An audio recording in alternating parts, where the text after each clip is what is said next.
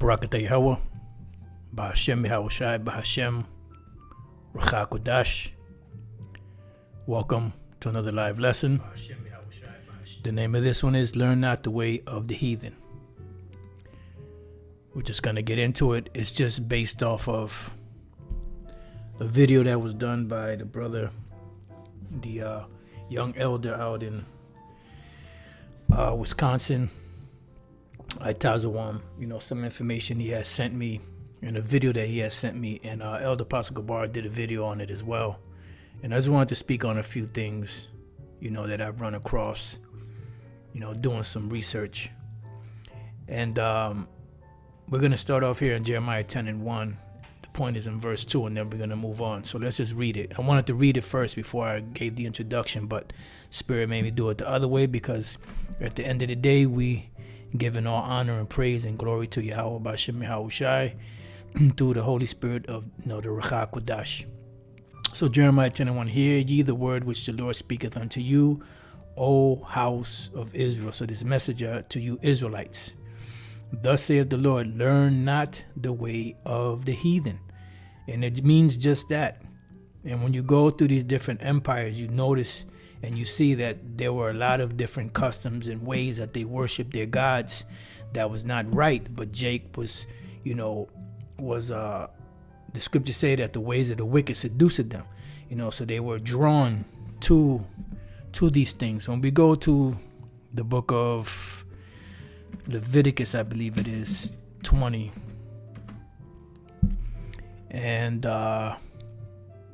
22, it says, you shall therefore keep all my statutes and all my judgments and do them. And this is why the Lord gave us a guideline, instructions to follow, because the heathen that we were around kept many different demonic customs, based around their gods and their beliefs and their religious beliefs. This is why the Lord separated Abraham from his father's house, and he separated him from that whole custom and culture, and the worshiping of different gods and different things of that nature, because this was going all the way back to the beginning of time. It says that the land whether I bring you to dwell there and spew you not out, because these same customs that these heathen had, this is what cast them out of that land. So the Lord said, make sure you don't learn after their ways, because the same way they were casted out, you will be casted out. It says, and you shall not walk in the manners of the nation, learn not the way of the heathen, which I cast out before you, for they committed all these things, and therefore I abhorred them. But I have said unto you, you shall inherit their land, and I will give it unto you to possess it, a land that floweth with milk and honey. I am the Lord your power, which have separated you from other people. And what separated us? The laws, the statutes, the commandments. Okay. You shall therefore put difference between clean beasts and unclean. We're not supposed to eat anything that's unclean. And between unclean fowls and clean. And you shall not make your souls abominable by beasts. And this is what happened with Jake. At one point, we all made our souls abominable by beasts, eating different manner of unclean foods, but also of the worshiping of idols, or by fowl, or by any manner of living thing that creepeth on the ground, which I have separated from you as unclean. And that has not changed unto this very day. So it says, and you shall be holy unto the Lord. You shall be holy unto me, for I, the Lord, am holy, and have severed you from other people, that you should be mine. All right, so when we get into, I typed in before I started, I didn't get a chance to put this in the description box because this thought came to mind after I had already set this up. And I know that I can do it. Here we go. I can do it right here.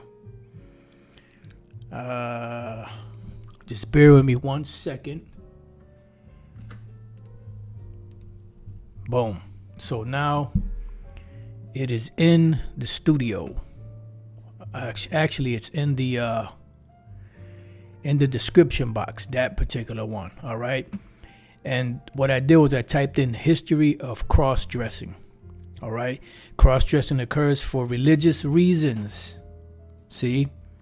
And a part of that religious reason for cross-dressing would be the wearing of women's apparel. It would be the wearing of women's long hair, covering your head, and worshiping of these different fake false deities. It says for burlesque, disguise, status gain, even for sexual excitement. All right. Freakism. All right. It's all covered in the term fornication, which is adultery, whether spiritual or not. It's covered in licentiousness. It's covered in concupiscence.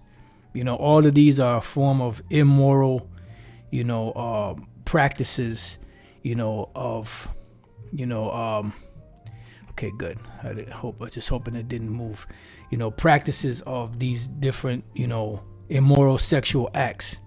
It says it is as old as clothing itself. Mythology and history are full of cross-dressing incidents, mainly of men dressing or acting as women. But women cross-dressing and living as men began to appear in the early Christian church, where there are a number of women saints who were found to be women only upon their death. Yeah, because they know that women didn't have the same rights as men, so they would disguise themselves as men so that they can get the privilege. So you could read through this. I put it in a the description box. But I want to jump down because I didn't get a chance to read through this because I wanted to jump on it. And Elder Apostle Tahar was Elder Apostle Gabar had a premiere he was doing. Then Elder Apostle Tahar had one. So I pretty much was waiting for them to finish so I could jump on this lesson. So it says the earliest recorded historical woman to dress and act like a man was Hatshepsut, an Egyptian from about the 15th century BCE. She is even portrayed in statues and carvings wearing a symbolic royal beard. So you see how religious, rites of these different nations had cross-dressing. And that'll be, understood a little bit more as we go into this lesson dealing with the temple prostitutes, okay? Because sometimes Jake, will come up and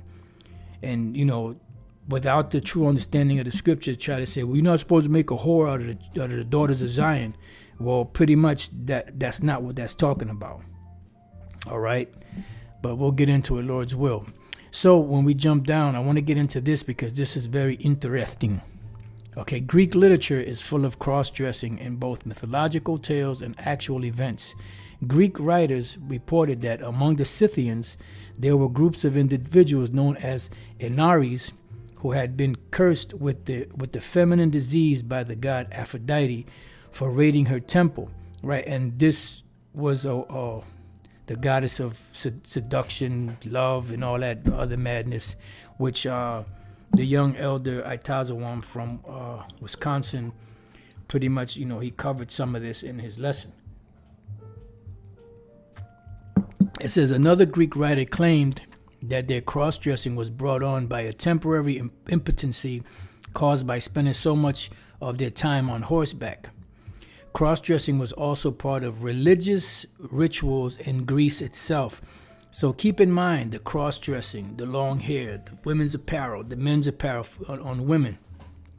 This is all part of a temple practice, okay? Usually as part of, and Elder Apostle Gabar goes into this from time to time. Maybe if the Spirit hits him, he may go over it again. The different occult, satanic, high holy days of, or not high holy days, high unholy days of Esau. Beltane and all those different, different things that they worship throughout the year, opposed to what we worship. We have high holy days, they have high unholy days. And within their unholy days, they have sexual rights, whether it's man on woman, whether it's man on man, woman on woman, man on beast, woman on beast. There's different sexual rights that go along with it. This all goes back to the beginning. This is all a part of what the Apostle Paul had to deal with in the church of Corinth, mainly in the church of Corinth. Other churches did crazy shit too. But the Church of Corinth, as Elder Apostle Gabar always puts it, he was the church that he had. That was the church that he had the hardest time with. This is why the letters were so long. Apostle Paul put Dionysus was, let me see, Salakia. Dionysus was the Olympian god of wine, vegetation, pleasure, festivity, madness, and wild frenzy. He was depicted as either an older, bearded god or an effeminate, long-haired youth. And this is why you have, with Esau, you have something called, let's see if we could find this. You have something called, what is that? Baffy.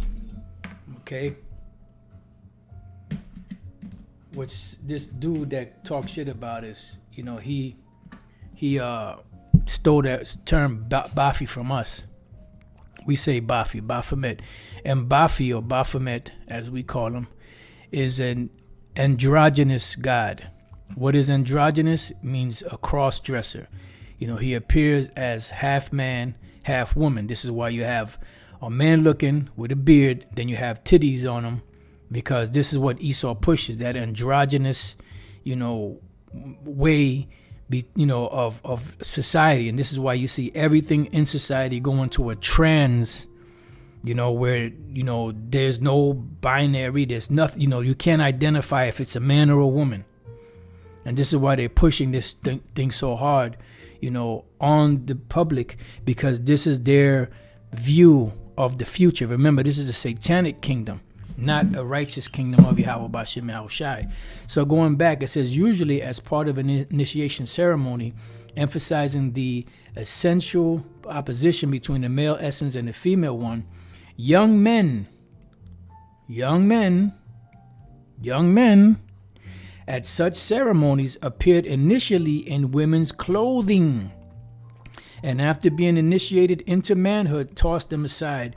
Cross-dressing figured prominently in the religious ceremonies associated with the god Dionysius, as we just saw Elder Pastor put it on, in the scripture, on the comment board, comment section, who, according to some legends, had been reared as a girl. Other gods and goddesses also required their worshippers to cross-dress at least some of the time. You heard? Other gods and goddesses also required their worshippers to cross-dress at least some of the time. The ubiquity of such festivals might well indicate that the Greek, who drew strict lines between sex roles and assigned a restricted role to women, needed periods during which the barriers were removed. Okay? Now I'm going to read this precept that the brother Bakwar put up. All right? And I see you, Elder, Elder Barak Gabar. 2 Maccabees 6 and 7. And in the day of the king's birth, every month they were brought by bitter constraint to eat of the sacrifices. And when the fast, or the feast, this would be the feast of Bacchus, was kept, the Jews were compelled to go in procession to Bacchus carrying ivy, because what they would do is they would have festivals, and those festivals, were a part of the rituals of how they would worship these different deities, these different idols, so on and so forth. 1 Corinthians 6 and 9, yep. And we're going to get into this too, because this is some good info here. 1 Corinthians 6 and 9, know ye not that the unrighteous shall not inherit the kingdom of the Most High? Be not deceived, neither fornicators, nor idolaters, nor adulterers, nor effeminate, nor abusers of themselves with mankind. Right. And when we go into that term, let's go there real quick. When we go into that term, 1 Corinthians 6 and 9, you deal with the word effeminate, right? The word effeminate.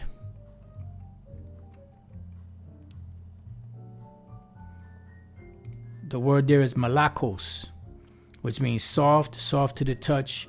Metaphorically, in a bad sense, effeminate, meaning acting like a woman, having both traits. Then it says what? A catamite. Now, what was a catamite? A catamite was a young boy, here it goes, of a boy kept for homosexual relations with a man. All right? So when we go here, it says what? That the where is it? Young men at such ceremonies appeared initially in women's clothing and after being initiated into manhood tossed them aside. Why? Because they were being initiated. And what was part of the initiation? Not just dressing as a woman, but getting popped, and welcomed into manhood, because that was the customs of these nations. This is why the Lord said, learn not the way of the heathen, and into any city of the Samaritans enter ye not. So when we go to 1 Corinthians 11:4, it says, every man praying or prophesying having his head covered dishonors his head. Why? Because this was the way that they would worship their different deities, their different gods. There was a way that they would, the different processions, and the way that they would dress, and the way that they would do the whole liturgy, the whole processions and all that. When you see these, these things going on, and especially in the Roman Catholic Church, which shows you a good, good visual of that. When you see them, carrying stuff around and walking around and, handing out that wafer cookie, whatever the hell that is, the Eucharist, this is all a part of those processions that these ancient nations would do for their so-called gods, their fake gods, their idols. It says, dishonoreth his head. Why? Because we are made in the image of the Lord, so we should, not cover our head, especially when we're praying, and prophesying. Now, if you are not praying or prophesying, if you want to wear a hat or whatever, that's on you. Hoodie or whatever, that's on you. Handkerchief or whatever. It says, but every woman that prayeth or prophesieth with her head uncovered dishonoreth her head. Why? Because the woman was in subjection to her man. So when we had our head uncovered, we're showing our subjection to the Lord. When a woman had her head covered with a veil, that would show her subjection to her husband. Okay? For that is even as one, for that is even all one as if she were what? Shaven. And it's a shame for a woman to be shaven. The only time that would happen was during the time of mourning. People would shave their head during the time of mourning. Okay? For if the woman be not covered, let her also be shorn, meaning shaven, all the hair taken off. But if it be a shame for a woman to be shorn or shaven, let her be covered. Why? Because that shows her subjection to her husband. For a man indeed ought not to cover his head, for as much as he is the image and glory of the Most High, but the woman is the glory of the man. Right? So when you're praying or prophesying, we should not have our heads covered, because that is dishonorable to the Most High. It says, for the man is not of the woman, but the woman of the man. I'm just trying to jump to the point.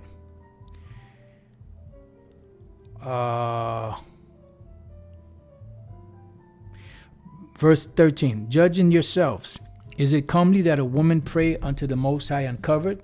And the point is, and the answer to that is no. Apostle Tar says, so the Lord got Jada Smith. Does not even nature itself teach you that if a man have long hair, it is a shame unto him? Now, I was reading this article where this devil was saying that it's not talking about long hair, it's talking about tresses, it's talking about adorning the hair. No, it's not. When we go to the actual word for long hair, it says long hair. Komao, right? The word komao is to let the hair grow, have long hair. Now, to wear tresses of hair, which is what? Braids. All right? You have, and you see that men that wear a long lock of a woman's hair. If you see men with long hair, that don't look good on a man, because, from behind you think a man is a woman. That long ass hair. That's why it's a shame. And plus, it was a custom of the other nations to do that. And you were not able to distinguish between man and woman. That's why the Minoans, which were Japhetic, which were so-called Polynesian people today, they have a custom also, because they were the original Greeks. They had a custom where the men and the women wore long hair. So when they would be painted in paintings, the men would be the regular color, brown, and the women would be painted as white to distinguish the women from the men. This is why some of those Minoan, beliefs and pictures that you see some of them are brown skin and some of them are white looking. Because then how come some of them are white? If the original Japhetic people were not white, if they were brown, why did they paint them as being white? Because that was a distinguishing factor between the man and the woman. Because you could not tell them apart because they both had long hair. All right, they were shaven. The men were shaven, so you could not tell them apart. That's why when you had paintings, the women would be painted as white and the men would be painted their regular color, brown. Okay. So it goes on. Let's go back. Let's read that again. So it says, does not even nature itself teach you that if a man have long hair, it is a shame to him? But if a woman have long hair, it is a glory to her, for her hair is given to her for a covering. Right. And this is why it is said, let's go to Isaiah 3. I'm just going to jump around here. Matter of fact, I'll start at 1. Moreover, the Lord saith, because the daughters of Zion are haughty, meaning they're rude, weird, undisciplined, and walk with stretched forth necks at one time, eyes proud, that's that pride, walking and mincing as they go, and making a tinkling with their feet. Therefore the Lord will smite with a scab the crown of the head of the daughters of Zion. And that's why these women, especially the Judite woman, does not have hair. She has very limited hair. All right. And the Lord will discover their secret parts. I think there might be another one. There is another one. Verse 24. And it shall come to pass that instead of sweet smell, there shall be stink. You already know what that's all about. And instead of a girdle of rent, in other words, that's nice shape, to yak shape, and instead of well said hair, what? Baldness. So it's a shame for a woman to be bald. Right, the Apostle said the armies of the Spartans grew their hair long. That's right. And they were Jakes. So Jake was all up into those customs. And instead of a stomacher, a girding of sackcloth, and burning instead of beauty. All right, so that's just one aspect of it, and this shows you that a man, like the Apostle Paul said, a man ought not to wear long hair because it is a shame unto him. Now, you have individuals out there that have a problem with the Apostle Paul because the Apostle Paul sometimes will give an opinion, spiritual opinion, because sometimes there's certain things that are not written in the scriptures, 100%. So you have to use the judgment of a wise judge to give certain judgments that may not be found in the scriptures. But that ties into what Yahushua, who actually came to the Apostle Paul and supped with the Apostle Paul, said to the Apostle Peter, Matthew 16:19, and I will give unto thee the keys of the kingdom of heaven. And what are the keys of the kingdom of heaven? That begins with the knowledge, which is the way to go through the door, to be able to turn the door and walk over the threshold into the kingdom of heaven, which is salvation at the end. And whatsoever thou shalt bind on earth shall be bound in heaven. So if they gave their spiritual opinion about something, that means that it was the Heavenly Father in the heavens recognizes it. Because he was an authority over the disciples, and the Apostle Paul was an authority over the Israelite foreigners. And whatsoever thou shalt loose on earth shall be loose in heaven. And this is why in Acts 9:15 it says, but the Lord said unto him, meaning unto Ananias, because he was, saying to the Lord that you want me to go to this man. This man has been persecuting this way for the longest, killing the men, the women, putting him in prison. But the Lord said, go thy way, for he is a chosen vessel unto me to bear my name before the Gentiles, Israelite foreigners, and kings, the rulers of Israel, and the children of Israel. The rest of the Israelites that knew that they were Israelites. All right. Then we go to Galatians 1 and 10. He says, for do I now persuade men or the Most High? Or do I seek to please men? For if I yet please men, I should not be the servant of the Most High. But I certify you, brethren, that the gospel which was preached of me is not after man. For I neither received it of man, neither was I taught it, but by the revelation of Yahushua. So if the Apostle Paul bound something on earth, it will be bound in heaven, because he was a chosen vessel of the Most High, set up for that purpose, to lead the flock. And that's why he said it's a shame for a man to have long hair. All right. Now that we covered that aspect, let's go into this. I want to show you something. This is the book of 2 Maccabees 4 and 12. This is dealing with Jason. For he built gladly a place of exercise under the tower itself, and brought the chief young men under his subjection, and made them what? Wear a hat. So I wanted to see what that word for hat was, right? So I went to this 2 Maccabees, St. Jerome, right? Bible Foundation and Online Book Initiative. And I typed in 2 Maccabees 4 and 12, and it gives you all of the Latin writings, you know. And if you click on it, boom, gymnasium. Right? It says name of a Greek maiden, or also a Grecian school for gymnastic training, gymnasium. You click on another one. Let's say you want to type in, this one doesn't come up. Ephoborum. Now, Epho is young men. Like, you know, like I believe it was young men, if I'm not mistaken. I had looked it up earlier. Right here. At age of puberty. Because why? They had the what? The young men.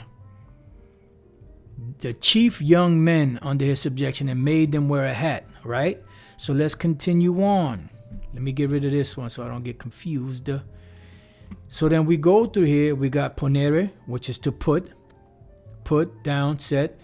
So then I looked up the word lupanaribus,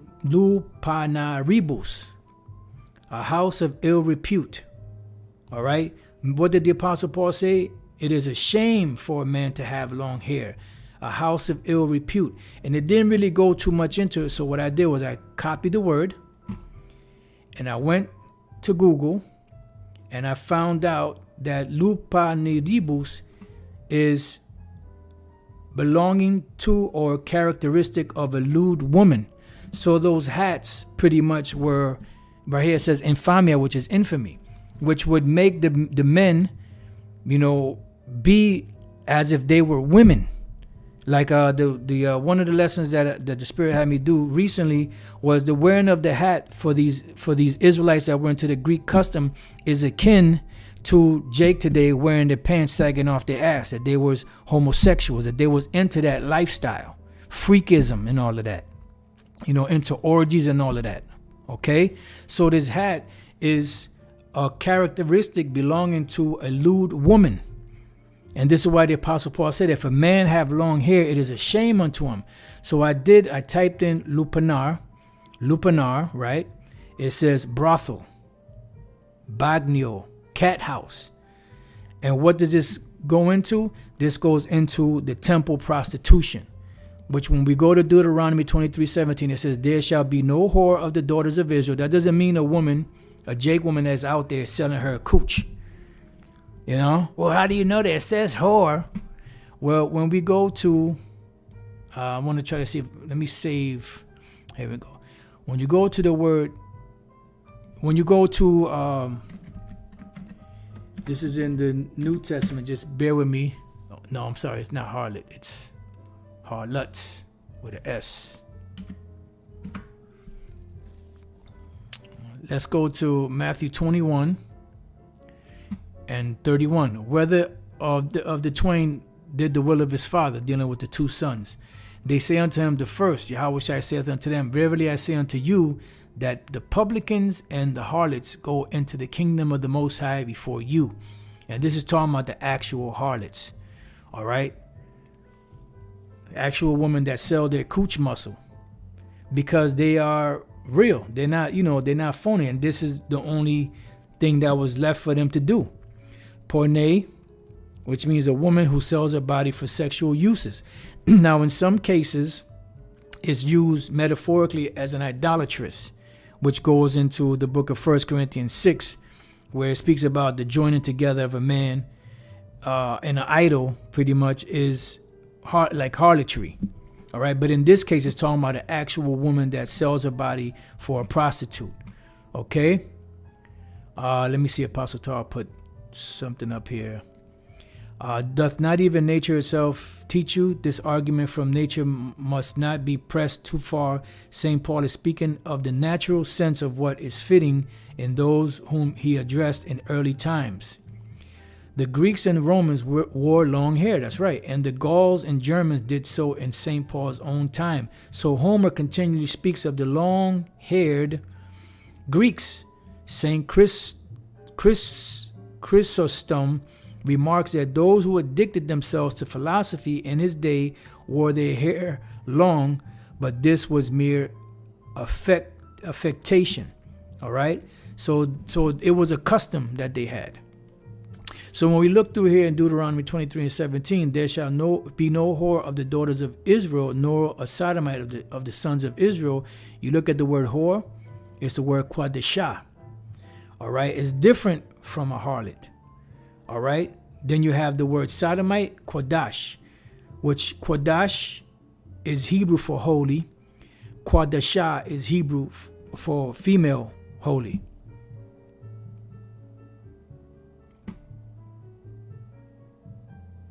He is not a former member of GMS, you lying sack of shit.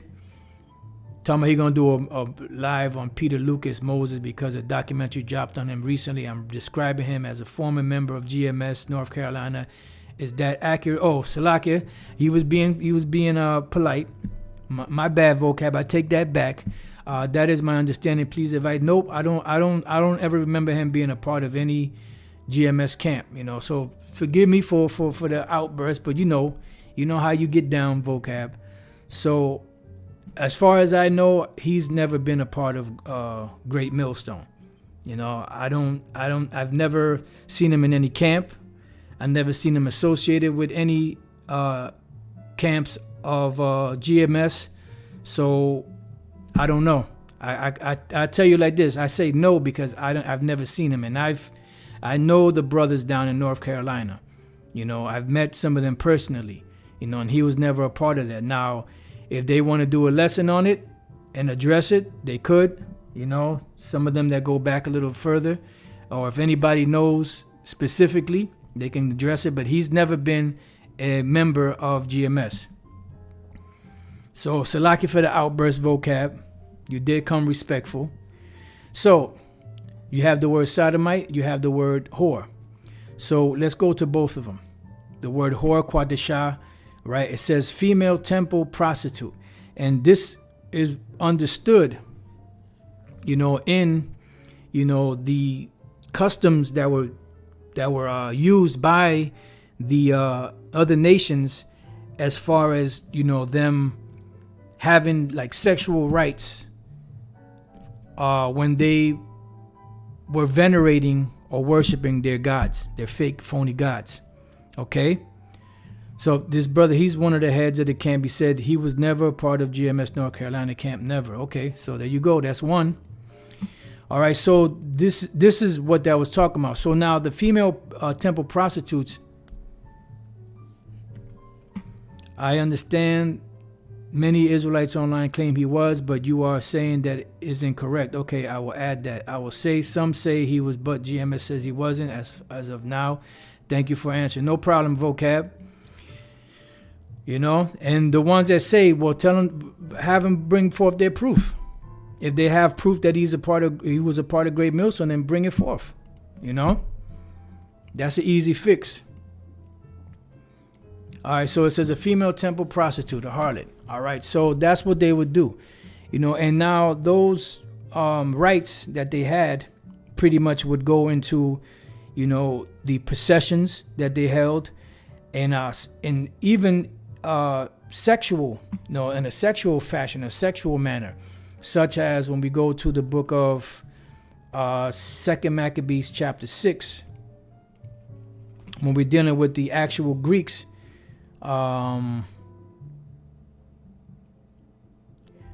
Just bear with me 1 second when I find this.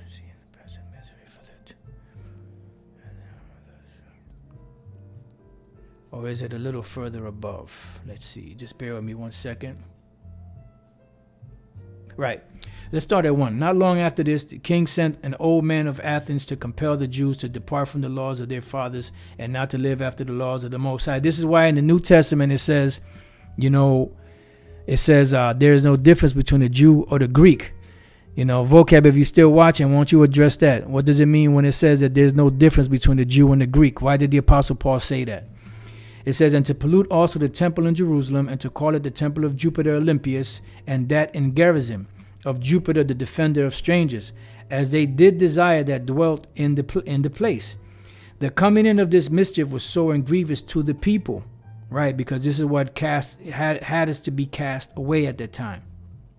For the temple was filled with what? With riot. That's, this partying, the drinking, the Dionysus, It says, and reviling by the Gentiles who dallied with harlots and had to do with women within the circuit of the holy places. Why? Because this is how they would worship their gods. This is why when you go into the different witches' Sabbaths, and I forget the name of the actual satanic, holidays of these other nations. There's these Edomites today, they keep that tradition going. They have certain orgies, whether it's man on man, man on woman, women on woman, man on beast, woman on beast. There's a whole ritual behind it.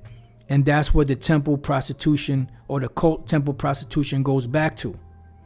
It says, and besides that, brought in things that were not lawful. So this is what it goes back to. So when the Lord said that thou shalt not be a whore, of the daughters of Zion or the daughters of Israel, that was talking about that cult prostitution. And then when you look up the word sodomite, kodash, right, male temple prostitute, because this is, so it says here, to licentious idolatry, all right, because this is how you would become holy to these false gods. This is how you would please those false gods. So they had a way that they would, that they would do this. And this is why you had men dressing like women, women dressing like men, so on and so forth. All right, so when we go to Exodus, I'm sorry, that's dealing with something else. We get back to that, Lord's will. Right, Deuteronomy 22:5. The woman shall not wear that which pertaineth unto a man, because a woman was not supposed to be cross-dressing. All right, neither shall a man put on a woman's garment. And that's what they were doing, because this is all a part of that temple prostitution. There is a vid, let me see.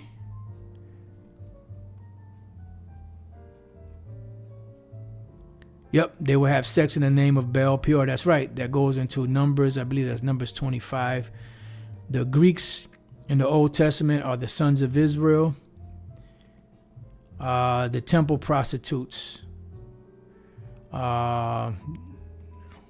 Vocab send links. It said there is a vid by a former GMS Chicago member showing you were subscribed to his channel. Who, me? I was subscribed to his channel.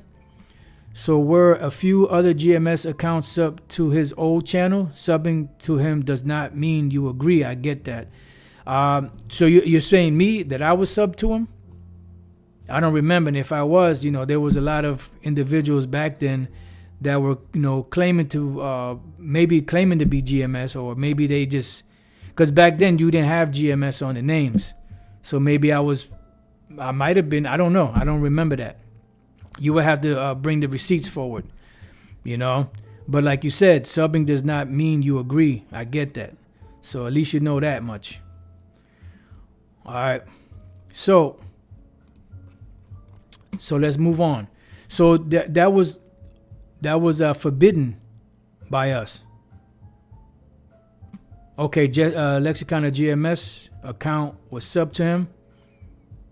All right, so I don't know if that account is still up, but if they have a picture of it, then hey, so be it. Like I said, back then there wasn't a requirement to have GMS in front of your name. So if I was, I don't remember that, but if I was, then what does that prove? That doesn't prove anything. It's not what you know, it's what you can prove in court. It says, the woman shall not wear that which pertaineth unto a man, neither shall a man put on a woman's garment. All right, so this was all going on with the temple prostitution. All right, so that was pretty much it on that. I had another article here, but I didn't get a chance to proofread any of this. So, I'll put this in the description box. That way I can find it later. And if brothers want, they can read through it. Maybe there might be some other good info. Just bear with me 1 second. All right, so a man ought not to have his head covered, and that wearing of a hat, that was pretty much a symbolic of these men being in subjection to the Greek ways. That was damn near, the next step after, being uncircumcised. That was the next proof that you were down with that, Now, when we go to the priest, the high priest, it says, and thou shalt speak unto all the wise-hearted, whom I have filled with the spirit of wisdom, that they may make Aaron's garments to consecrate him, that he may minister unto me in the priest's office. And these are the garments which they shall make: a breastplate, and an ephod, and a robe, and a broidered coat, a mitre, and a girdle. And they shall make holy garments for Aaron thy brother and his sons, that he may minister unto me in the priest's office. Now, when we look down for this word mitre, this was not a hat. You look up this word mitre, the word is matazanpaf, which is a compound word. It means turban of the high priest. When we look up the root word, tazanpa, you have the word to wrap or wind up together, wind around. So you wind it around. You didn't cover the crown of your head, because that's where the spirit would, that's where our spirit dwells, and that's where the Lord would, communicate, with, the men. That's why I said you're not supposed to cover, the crown of your head. You're not supposed to cover your head like that. Vid is called GMS student murdered mother and child at an account titled GMS Picnic. The vid does show the proof. I believe you and Tahar are honest. If you say he was not in the camp, I believe you. I sent the actual link, but I don't believe the live chat allowed me to paste in link so you can see, but I described it above so you can find it yourself. Well, if you're going to do a lesson on it, you could put it on your live also. Put the link on your live so we can go to it. All right, so if you're wrapping something, you're not covering your head. All right, so these were things that were not, yeah, he said he posted it, but he said it wasn't coming up on the live chat. He did say he posted it, so.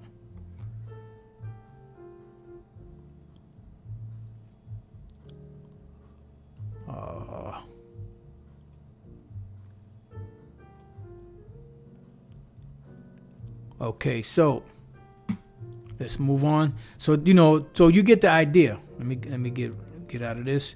You get the idea. All right. So the word mitre or turban is to wrap or wind up together, wind around. It's not a hat. Now, the word hat does appear in the book of Daniel 3:21.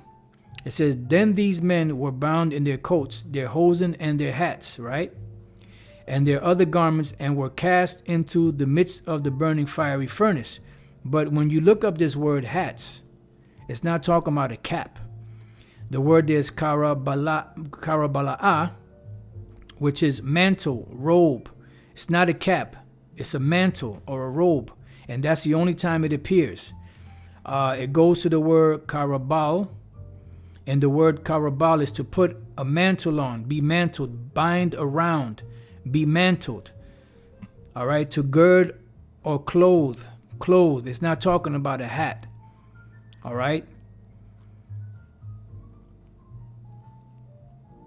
It's like having on, it could be a gird, or it could be like a robe, some type of robe, The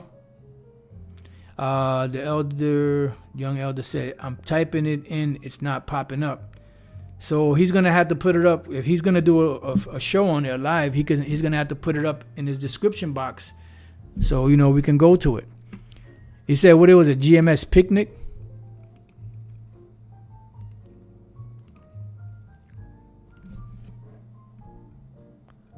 Just bear with me 1 second.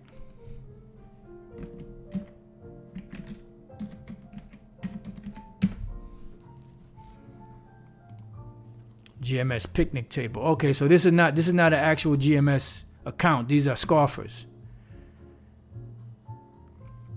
All right, this is not a GMS account. These are GMS scoffers.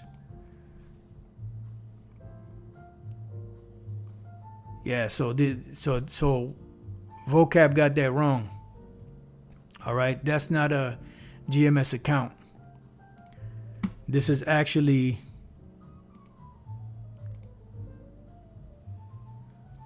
so there you go. I put it in the description there. I mean, not in the description. I put it in the link. Member from Chicago. Oh, here we go. It says GMS student Peter Moses murdered mother and child. All right, so I got it here. It's about 12 minutes, 22 seconds long. Matter of fact, I'll post this one also in the description box. I'm sorry, in the comments. I said it was an ex-member, but I'm saying he shows a screenshot of your account being subscribed to Peter's account. Okay. Well, like you said, it doesn't prove anything. Back then we would subscribe to a lot of individuals' channels. That doesn't mean he was a part of Great Millstone. We never recognized him. We know the members back then that actually opened up camps and had members in their camp, because it was small back then. It wasn't as big as it is now. So we never seen him in any camp. Now if you show us teaching with him, out there, if you show one of the brothers out there, whatever camp it may be, if they show him actually at the camp, then we say, oh wait, okay, well, he was a part of the camp. But other than that, you can't just say somebody is a part of something just because they were subscribed or they listened to the videos, because you could have a sadomasochist that watches Christian videos. That doesn't mean he's a Christian. He might even be subscribed to a lot of your channels. You can have pedophiles subscribe to your channels. Does that mean that you guys acknowledge him as being a member? It's not what you know, it's what you could prove. Let me say, why video did you cover it on? What video did I don't know what you're talking about. But now if you can show a video with Peter Moses Gunn, whatever his name was, on the video with a GMS camp teaching with them, then you got something you could talk about. Other than that, it's just speculations, It's hearsay. If you went to a court of law, it would get thrown out on its face value, on the prima facie. Because, it's not what you know, it's what you can prove in court. All right, so I think that's pretty much the main point. All right, so this is really a mantle. When Daniel, the 3rd chapter, we spoke about the holy children having hats, that was talking about a mantle, wasn't talking about a cap. All right, for those that want to be pretentious. And when we go to 2 Maccabees, the 4th chapter, and the 12th verse where it speaks about the hats, right? We looked it up, and it was the word lupanaribus. And lupanaribus is pretty much a house of ill repute. So what would that entail? That would entail someone that is cross-dressing, Lupanaris, right here, belonging to or characteristic of a lewd woman, infamy, and that's what brought infamy to, you know, the nation of Israel back then. Let's see. Apostle Tara put a link. Trying to see where that link is going to. Yep, that's the same link. Yep. GMS student Peter Moses murdered mother and child. Yeah, so Lord's will, after this lesson, I'm going to look into that. You know, watch that video. All right, so like I said, if you can provide a video with this man in a particular GMS camp teaching out there, then we could, you know, then you got something you can go by. Other than that, it's just a speculation. And it's just something done to bring forth false accusations. You know, just like they try to associate that, you know, that whole Jersey City shooting with the Israelites, you know. And come to find out, I believe it was a so-called white supremacist that actually, you know, did that.